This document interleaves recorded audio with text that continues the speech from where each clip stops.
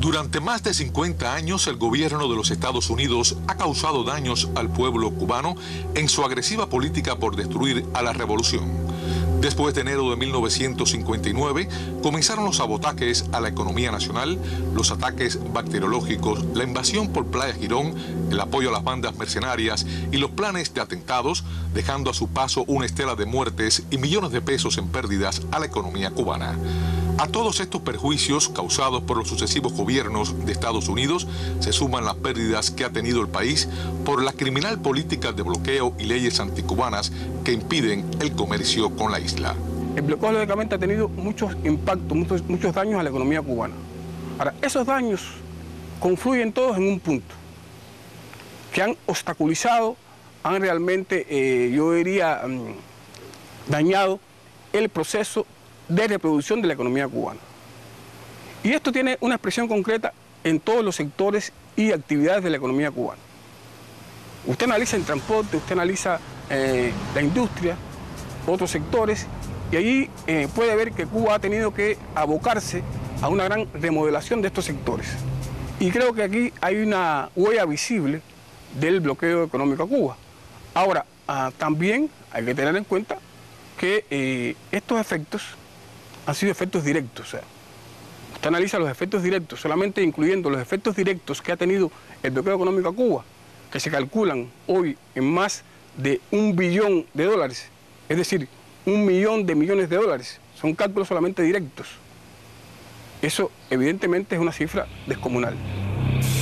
La aplicación del bloqueo afecta también los intereses y los derechos soberanos de otras naciones, ya que prohíbe que empresas subsidiarias de compañías norteamericanas en terceros países mantengan cualquier tipo de transacción con Cuba y que le vendan bienes o servicios cuya tecnología contenga más de un 10% de componente estadounidense.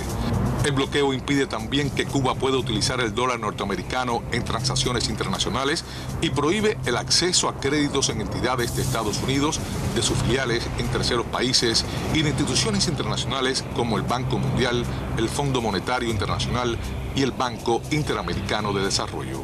El banco o la empresa que se arriesgue a comercializar con Cuba, vamos a hablar a violar el bloqueo económico a Cuba, a desafiar el bloqueo económico a Cuba, lógicamente le pueden pasar muchas cosas. Desde una multa que no es una multa mínima, una multa pequeña, hasta no poder entrar en puerto norteamericano durante un tiempo, 6 meses, 1 año. Sí, y no poder entrar al mercado norteamericano no es cosa menor. El mercado norteamericano es el mercado más grande del mundo. Las empresas norteamericanas, queramos o no, son las empresas que dominan el mercado mundial, que dominan el proceso de globalización. Eso significa más bien excluirte de todo un proceso. Más allá de que hay algunas empresas que se hayan introducido en este mecanismo de la globalización, pero ciertamente pocos se arriesgan a justamente desafiar el bloqueo. Pero además, ¿qué significa esto? Que para Cuba poder acceder a préstamos de bancos externos, las condiciones que se le ponen a Cuba son condiciones mucho más grandes, mucho más onerosas. Por ejemplo, si Cuba quiere acceder a un préstamo de un banco en el exterior, Cuba tiene que pagar mucho más intereses, el doble de intereses o el triple de intereses por ese préstamo. Y además de eso, no solamente es el término de interés, de tasas de interés, sino en términos también de plazos de vencimiento. Plazos de vencimiento. En Cuba, generalmente, los préstamos que le dan a Cuba son préstamos de corto plazo. Usted le dan un préstamo para comprar alimentos o para comprar incluso algo tan esencial como las medicinas, y usted tiene que devolverlo en un plazo de 1 año o 6 meses. En términos muy sencillos, muy simples, los préstamos que recibe Cuba o los créditos que recibe Cuba no son créditos para el desarrollo, son créditos sencillamente para la supervivencia. Y eso es debido a ¿qué? Al bloqueo económico a Cuba. A pesar de haber fracasado en sus propósitos, el bloqueo económico, comercial y financiero de Estados Unidos sigue siendo el principal obstáculo para que Cuba desarrolle a plenitud sus potencialidades económicas y sociales. Esta política estimula también la inmigración de profesionales.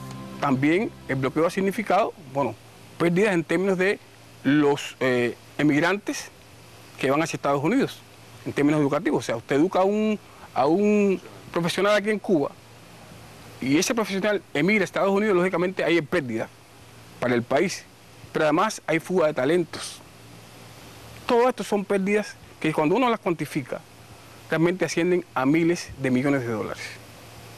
Y esto, lógicamente, obstaculiza, quiero reiterar esta palabra, obstaculiza el proceso de reproducción de la economía cubana.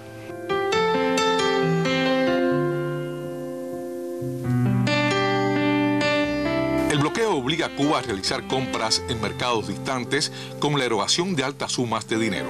Sin embargo, existen muchos sectores en los Estados Unidos interesados en realizar comercio con Cuba. Hay un interés marcado del sector agrícola norteamericano, de muchos agricultores norteamericanos en comerciar con la isla.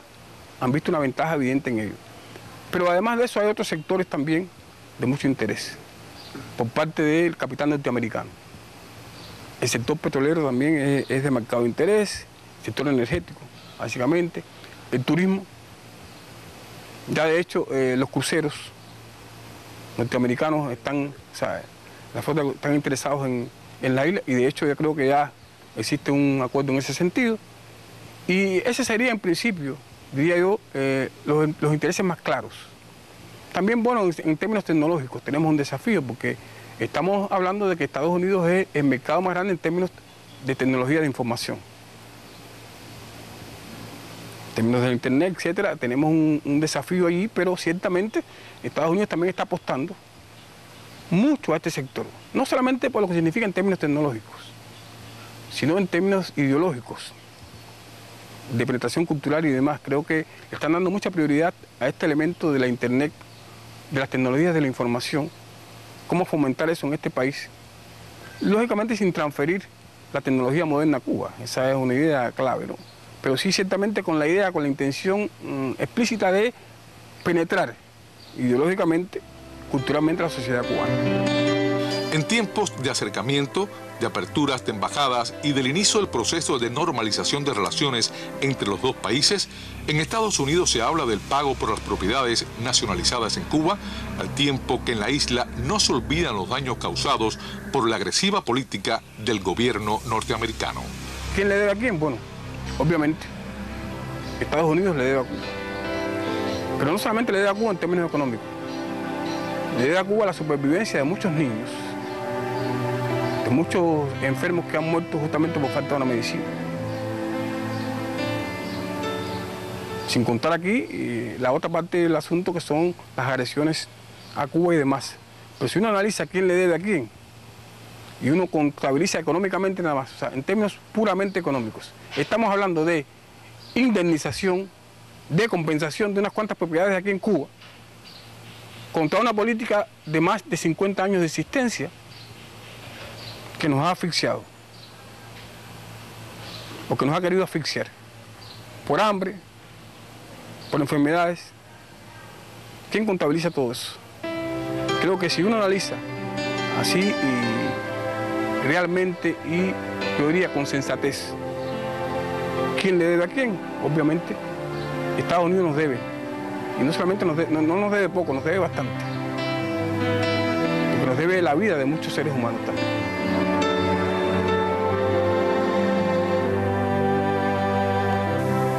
Boris Fuentes, Sistema Informativo de la Televisión Cubana.